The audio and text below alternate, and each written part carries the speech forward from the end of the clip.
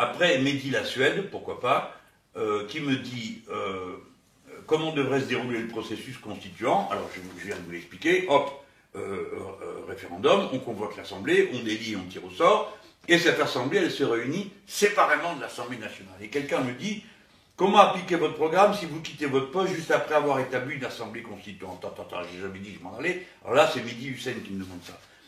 Quand je suis élu dans le cadre de la Ve République. J'utilise d'ailleurs un article de la Ve République pour convoquer l'Assemblée constituante.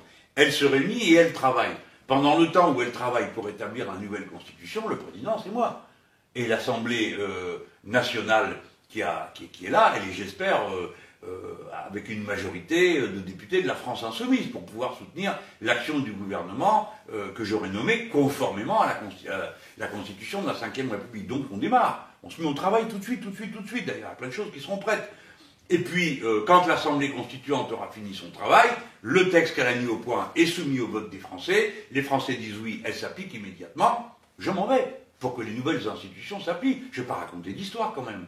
Je ne vais pas dire, vous faites une nouvelle constitution, mais ça ne s'applique pas à moi. Bien sûr que non, elle s'appliquera à moi. Donc, si les Français disent oui, eh bien voilà, elle s'applique à moi et je m'en vais.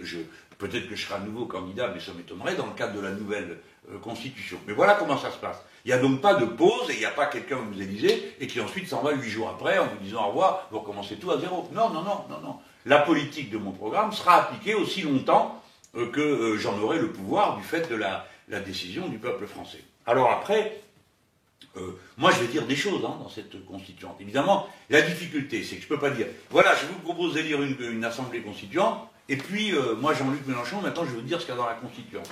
J'ai vu qu'il y en a qui proposent ça, d'amener un texte, et puis on le soumet au peuple. Non mais ça c'est la méthode du général de Gaulle, hein. C'est pas la nôtre ça. On va pas faire un plébiscite. Il faut qu'il y ait un débat, faut que ça frictionne, il faut que ça discute, faut qu'il y ait des empoignades, pour que l'opinion se construise, que les gens aient un avis. Il ne faut pas avoir peur de ça. Il ne faut pas avoir peur du débat, de la contradiction. Des fois, bon, le ton monte un peu, et alors, après il redescend, on n'est pas des sauvages. Bon, donc, moi je ferai des propositions en cours de route, mais je ne vais pas dire moi ce qu'il doit y avoir dans la Constitution. Et une de ces propositions, c'est les garanties de liberté individuelle, comme le droit à l'avortement, comme le droit de mourir dans la dignité et de disposer de sa propre femme. Ça, c'est être propriétaire de soi-même et de son corps. Vous m'entendez, les gens, de son corps. Le corps d'une personne lui appartient à lui, pas aux autres, pas à sa famille, pas à son mari, pas à ses enfants, d'accord, appartient à soi. Ça, c'est très important. C'est la suprême liberté individuelle. Bon, aussi bien dans la question du droit à l'avortement que du droit au suicide assisté.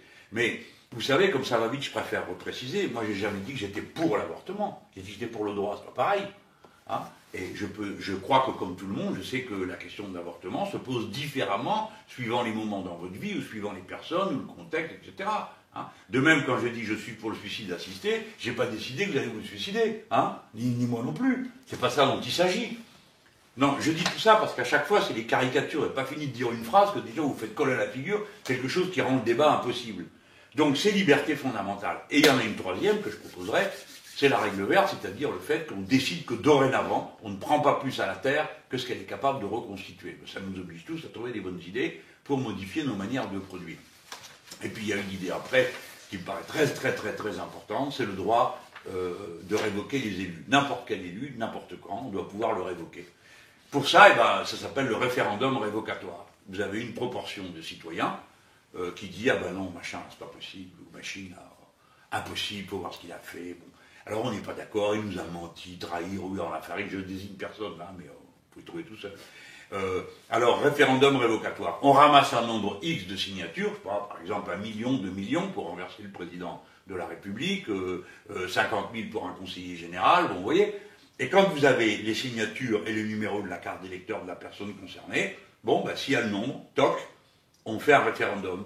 Doit-il s'en aller, doit-il rester? Voilà. On me dit, les gens vont voter tous les 8 jours.